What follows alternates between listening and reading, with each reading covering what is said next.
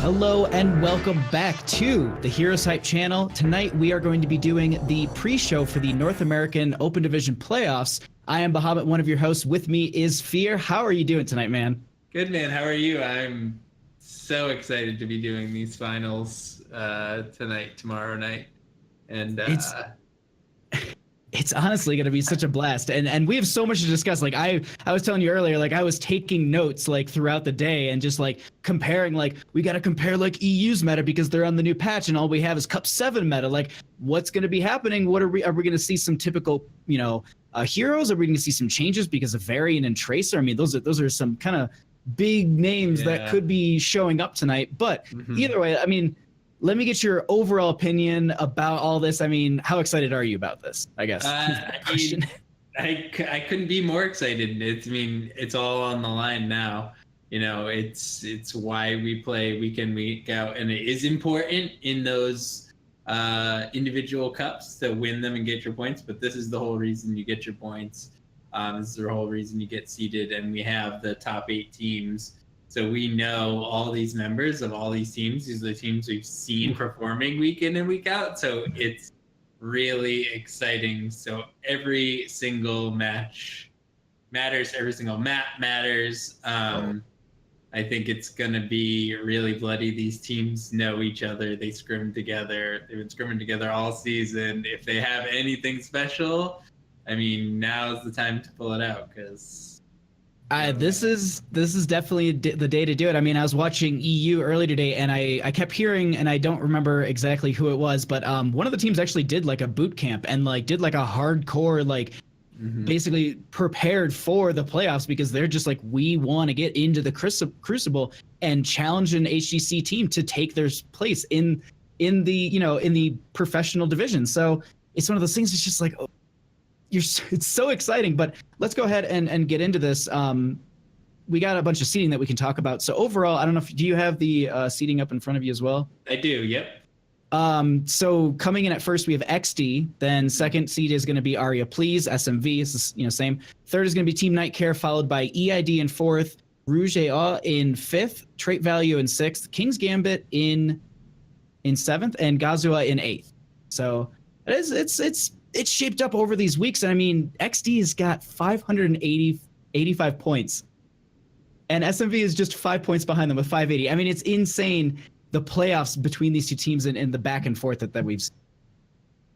Yeah, and I just don't know what to expect. We've seen such alternating wins out of the two teams, the number 1 and 2 teams. And but any of these middle seeded teams too could really dark horse this thing. There's we know all these players. There's Nightcare comes through again and again. Trait Value is a really talented team. So it's going to be interesting to see how the bracket ends up lining up in the quarterfinals. That is so true. And it's these first couple games, I think this is where we might see some hesitation between the teams in pulling out some of their bigger heroes, or maybe their stronger drafts that they're kind of putting in their pocket for maybe a dire situation if they drop into the lower bracket. But these first games, I'm really excited because we're going to have XD versus Gazos. That's the 1 seed versus the 8 seed.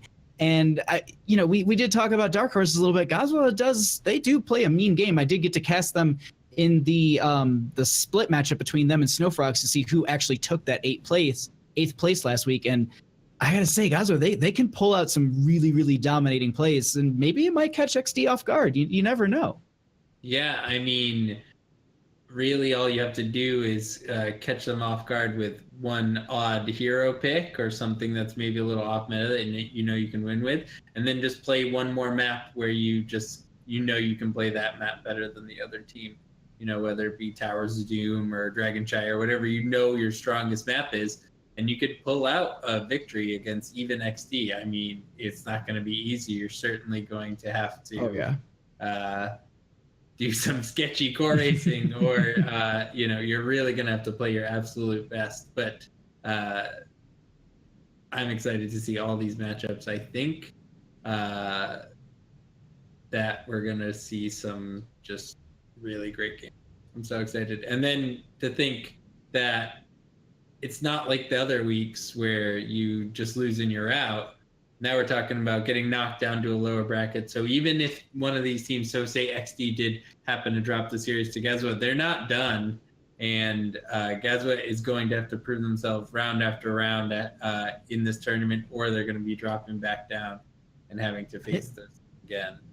That is a really good point to bring up, that we are in a double elimination bracket. So anyone who does drop out in the beginning does kind of have that second chance to work their way through the lower bracket and come right back in and potentially, have that rematch between, the team that actually knocked you out, because we've seen that in many HGC clashes and just overall tournaments. Like, there's been those double bracket eliminations where someone works their way through the bottom, they work hard for it, and then they go up against the person who knocked them out. And it's kind of that's a really, really great story that we see in a lot of these tournaments. And I'm kind of hoping that that's something that we might see, is that there's a battle, from the lower bracket back right in, and they're going to be taking that battle. But another matchup that we have here, kind of in the middle of the road a little bit, is that Team Nightcare versus Trait Value, which you and I will actually be covering starting at 6:00. Yes. That is, we're talking Team Nightcare, the number 3 seed, and Trait Value, the number 6, but there's a lot of favorites on both of these teams. And that's one of the things that I'm really, really excited about is just the matchup that we're about to have between these two, and some of the interesting things that we could be seeing in just this first game. I'm just absolutely ecstatic for this match. We're going to have Glogan bringing his individual flavor to the match, as he always does. But there's so many other talented players in this game. LZ Gamer, Talion. I love seeing Troy 1010, Iacona, Sray. Every member of both of these teams can bring the plays, and I think that whichever team wins this match could really be set up to go a long way in this bracket. That is really true. Now, the other thing, it's speaking on that same kind of side of the bracket, the other stream, the main stream tonight on the Blizz Heroes channel, they will be covering the Aria Please versus King's Gambit. That's where they're going to be starting out. And whoever wins this game between Team Nightcare and Trait Value, the winner of that will obviously be going up against the winner of Aria Please versus King's Gambit. And that's interesting because, we're already going to be going into, the number, let's say Nightcare wins this. That means the number 2 seed and number 3 seed are going to be going up against each other in the second matchup of the evening on the main stream. Like, that's a really, really exciting thing to be kind of just seeing who's going to be taking that. Even then, like, Trait Value, if they move on, that would be phenomenal. And then again, King's Gambit, they've got some interesting plays themselves. Yeah, King's Gambit, I think, is one of the real dark horses of this tournament. And I think they are a bit above their placement. Their skill lies a bit above their point placement in this tournament, and I believe they formed late. Is that the case? They formed just in time to get enough points, or Trait Value? I have the points in front of me. I'm sorry, King's Gambit. I think they formed right at the start, and then they took a couple weeks off, it looks like. Oh, okay. I don't know the brackets by heart anymore, but I knew that they had to just barely eke in as far as points go. So they have been performing pretty well in the tournaments week in and week out. And of course, names we all know, Droplet, Zergling, and the E brothers, Toby and Kevin. They can bring out the plays, and if they could manage to win the first match, maybe we could see some real upsets coming through. I don't think there's any team that's safe from an upset, even in the first round. So I wrote out a little bracket here, but I wanna sort of hold that a little bit close to my chest and see what how we're gonna end up panning out. But and noting on that, you had said, King's Gambit, they kind of played the last tournament, like Cup 7, they took second place up against Aria Please. Like, they won, they had a consistent, weeks of 10, 0, 0, 10, 44, and then 90 in the last cup. So they definitely got in with those 90 points. It put them in that number 6 seed, or in that, in the 7th seed slot. Yep. And just above that Gazuo Snow Frogs kind of battle that we had going on. So it's definitely there's some upset I think hidden in there, but we still have one more matchup that we did not talk about, and that is going to be EID versus Rouge AR. And that one, I gotta say, if you want to talk middle of the road, that one is, you know, 4th seed and 5th seed going up against each other. And Rouge, they've shown up for quite a few of these tournaments and done a decent amount of work throughout each. Yeah, honestly, not a decision that decision that you want to have to make, picking between the Night Care trait value game and the EID Rouge game, because I feel like both of these matches have potential to be so insanely close. I wish we could cover both of them, because how closely these teams are matched and how well they know each other draft. I mean, we've seen these matchups before. And I just wish we could cast all the games. I wish we could all take a couple days off and cast all the games, make them all best of 7s. But no, I mean, I'm really excited. And then just to see the winners moving on. And that's the thing, we're not going to miss anybody, because you and I are going to be covering the lower bracket. So anyone that we miss and we don't cover their matches, they're going to be getting covered in the continuing matches in the upper bracket. And then we're going to transition into lower bracket games. So we're still going to be seeing all these teams, you know, before they really drop out without going on the stream. That is a very good point to make. And then the other thing too is you had mentioned that these are best of 3s tonight, and we will be on this channel casting 3 best of 3s. We are going to be in this initial round of 4, and then once, as Fear perfectly mentioned, once we get through this game, we'll be, you know, kind of dropping into the lower bracket of basically whoever wins Aria Please versus King's Gambit, whoever loses Aria Please versus King's Gambit and Night Care versus Trait Value.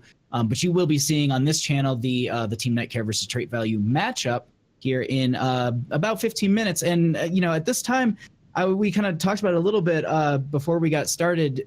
Now that we had this little bit of a change to, I wouldn't say like it's going to affect a whole ton, but, you know, patches are coming through. We've got tracer variant changes. Do you think that might change up the meta that we're currently seeing, or if it's going to we're just going to see less or more of just one of those specific heroes? I'm not sure what to think. I've messed around with variant minimally. As someone that plays a lot of off lane sort of role, which is what it seems like he would excel at more now with his changes with the healing on his Q, and obviously it increases his gank ability a lot by giving him the choice of his spec at 4 instead of 10. So it is interesting. I think we could see him. He seems like someone that can hold down a lane until level 4 and just really not do much of anything except stay alive, and then he's going to be like thick in the rotations. Just, you know, whether you go Colossus Smash or Taunt, you just rotate around with variant, and he's going to be an early game ganker. Tracer's more poke oriented now, but still really strong. I mean, Tracer feels really strong. I think we're going to see high priority, which isn't too much of a change. Varian, I don't know if people feel comfortable enough with variant. Yeah, it's one of those things that I wonder if they might have, you know, all the counters or all the ways he can be played now have been figured out. So it's one of those things like maybe you bring that to the table, and then we see maybe a little bit less Garrosh because he has been just dominant throughout. One thing I wanted to note really quickly, because Argy in chat is just giving us a little bit of information. King's Gambit played with 3 of their members as of more or less the series team in week 1. They formed the current team in week 4. So that was week 4 of a seven cup tournament. They basically really started going at week 4. So that just major props to them that they're still coming into this tournament. And yes, the Gazuo versus Snowfrogs did play it out. I think it was on this stream on day 2, and it was won by Gazuo, who took the ace slot. But going back over to some of these drafts, I was kind of just peeking around Europe this morning. And honestly, it's one of those things like I haven't seen a whole lot of deviation from what we've been seeing lately. I mean, a lot of Medivh bans. Oh my God. I mean, he barely gets play at this. And then as well as Malfurion, Abathur on some of the slower maps, which is great to see that with the Slug is getting a lot of first ban respect. But even then, I mean, it's still a lot of that Tracer, Garrosh, and Malfurion. We're seeing a lot of those, that synergy. And oftentimes it really comes out on top. Yeah, it's really a meta of strong, just objectively strong heroes right now. But I mean, we are seeing a lot of, other than those top picks, I feel like we are seeing still a lot of variation um, in tank choice other than Garrosh. We're seeing a lot of Anubarak, ETC, Mm-hmm. Muradin's sort of fallen off a bit, but I think that's just sort of a stylistic thing. Still Diablo popping up as quite a bit. So I feel like it's not really too stale of a meta. There are the power picks, but we still Oh yeah. have and then we still have, odd heroes that have just risen because of the meta. Tychus coming to mind, someone who doesn't really receive lots of changes, but you see him come and go as certain things change. And he's Yeah, we definitely see him on a lot of those control-oriented map because he does have that kind of zoning at 10 with the Commandeer Odin, and it has been kind of it has been considered an anti-siege as well as a good siege tool itself. So it also just has got phenomenal poke. We see it a lot on Infernal Shrines and not Tomb of the Spider Queen. Oh man, Towers of Doom. It's a lot of a lot of the time I'm seeing him drafted quite a bit there. The other thing too is Rhaegar is kind of popping back as well. It seems like the ancestral heal, that extra health bar, is really starting to be a priority. Because Stukov and basically Malfurion either get picked up by the other team or banned out. It realistically seems as I've been kind of watching the drafts throughout today. Yeah, absolutely. And this is what I feel like we're actually in a fairly healthy meta compared to anything else we've been in before, because you're seeing a lot of this fluctuation and it's just happening on its own. There is some balance stuff coming in and affecting it, but you'll see like this healer fluctuation just because Malf becomes such a high priority. Then Dukov's the second best, so he becomes such a priority. So much so that they're becoming first and second banned, and then all of a sudden you're seeing these lesser played heroes creeping up, and there's no reason that Rhaegar isn't good. Ancestral has always been good. He's just been sort of scaled back as time has gone on, and and then as you're picking Rhaegar, you're shifting into more aggressive. That's usually into a more aggressive composition. So I mean, I just feel like the meta is doing extremely well as far as variation. I would love to see. I feel like something we've seen in HGC a lot, when it hasn't been too much in Open Division though, is Junkrat. How do you feel about Junkrat? Oh, I love a Junkrat actually, and I was actually kind of creeping as I was saying. I was watching EU today. There was actually quite a bit of Junkrat played. Now, granted, it's a lot of these more poke oriented. We saw it's a lot on Dragonshire, a lot on Infernal Shrines, a lot on Towers of Doom. Like a lot of those maps, I was seeing a lot. I was seeing played quite a bit, and those really work as an advantage for him because there's so many camps on these maps where you can also use the mine to actually just disrupt that entire capture process. It's great for boss control as well. He's I think a phenomenal hero, and I really like him, but I do think on some maps he doesn't do as well. And then there are the maps where he's just absolutely a nightmare to deal with. Like Tomb of the Spider Queen is another great one. You can use your mine and the trap as basically vision tools for your rotation between top and mid, giving your team just like that extra little bit of insight. And also the idea too is just, if someone is making a rotation, you can potentially knock them into your friendly team and get that pick in a rotation too between lanes. So I think he's a great hero, but it's very situational, and I think the composition needs to work around his displacement, or at least he needs to work with the teams. His displacement needs to work with his team. Yeah, and I'm hoping we see stuff like that tonight, though. I'm hoping we see some teams going for what people typically call the burden of execution type teams, where you're going for something tricky, but if you can pull it off, you can pull it off. And I would like to see especially some of these lower seeded teams, if they think they're outmatched, to try some stuff like that out. See if you can, even any hero with disruption like Junkrat, just see if you can literally throw a wrench in the plans of the enemy team. And so often that is what you see, something that looks like a sure kill, and then Junkrat tosses a mine and blows the two heroes opposite way, and all of a sudden, nothing's happened, and it's just it's all reset. And so I would like to see a little bit of mayhem mixed in tonight. Well, it's actually it's a good on a note just like that. Just speaking of mayhem, like I think a team actually did try and do that earlier today in the European Open division. On one of the German streams, I think there was actually a team that drafted Probius on Tomb of the Spider Queen in their first game. I want to say they pushed in decently, but they ended up losing. And I won't say like that's the issue, but it's one of those things like they pulled it out and it got countered, but it's still.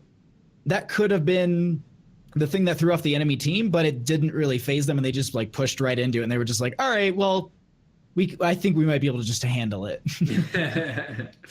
Yeah, I don't know if we'll see anything so crazy as like Probius or a kind of a Tyrande pick comp or something. Asmodan, although we did see some Asmodan in week 6, and it looked pretty ridiculously strong. So we'll see. Maybe these teams have some pocket strats. They have had, only about a week to prepare, so no more time than usual.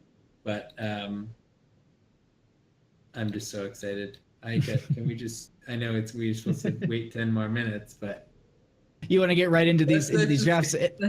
I mean, and I don't blame you, but I mean, just peeking back over at the bracket, I guess, because you had mentioned that you had kind of filled out a bracket yourself. Do you have? I mean, where do you kind of see this going? And I don't know if there's a bracket command in our chat, but definitely, hopefully, they might be able to. The chat can see bracket as well. But go ahead with your prediction.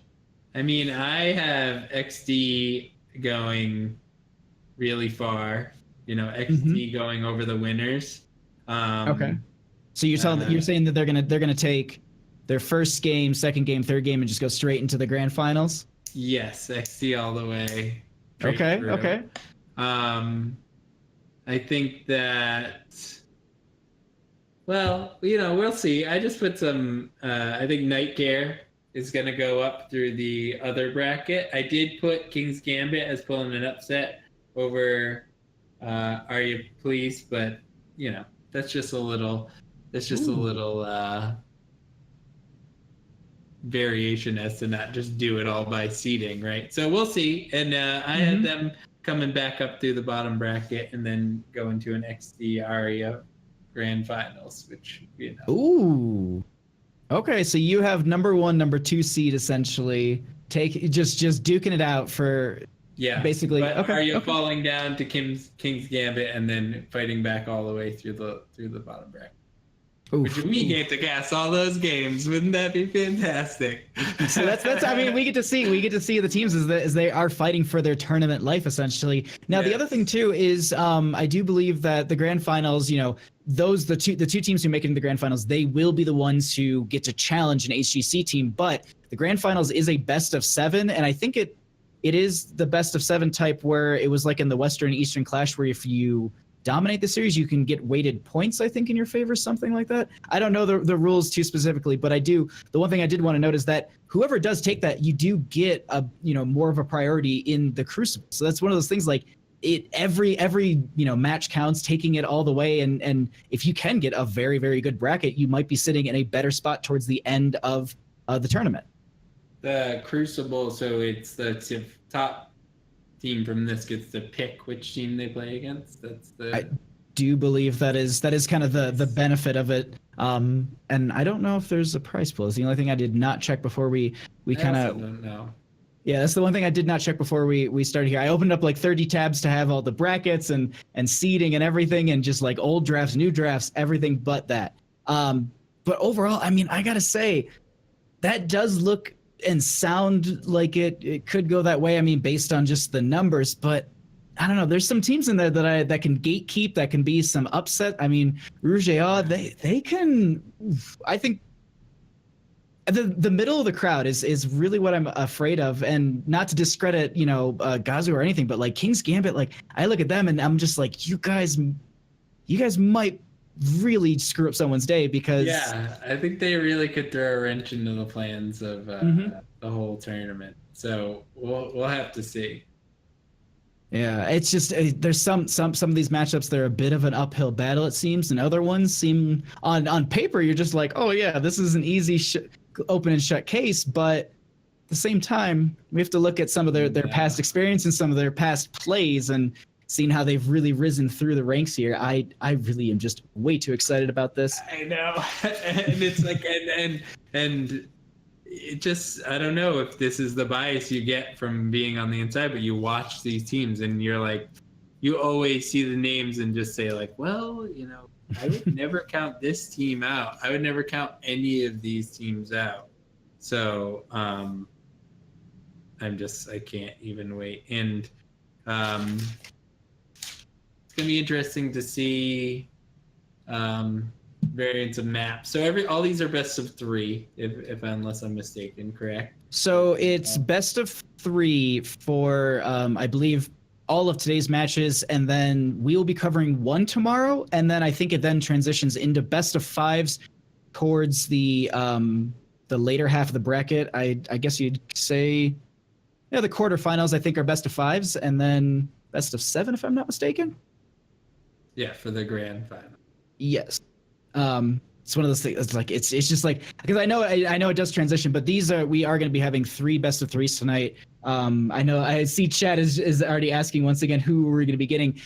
This channel right here, the Heroes Hype stream, we are going to be doing our first matchup will be Team Nightcare versus Trait Value.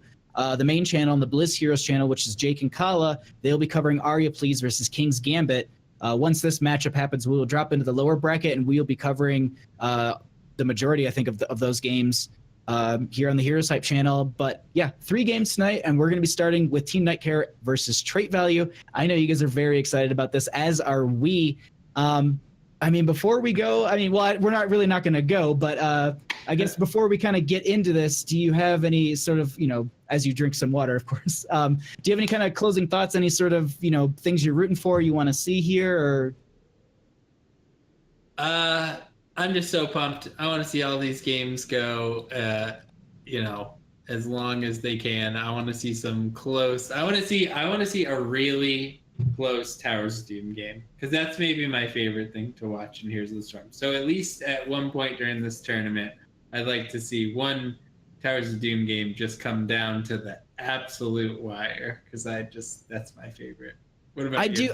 I gotta note on that, because I do love me a game like a Towers of Doom game that is just like it's 30-12 or something, and then the other team comes back and then it's like 6-12, and then it gets down to the wire where it's basically like it's 3-4, and basically whoever gets the next altar phase or loses the next team fight then gets boss.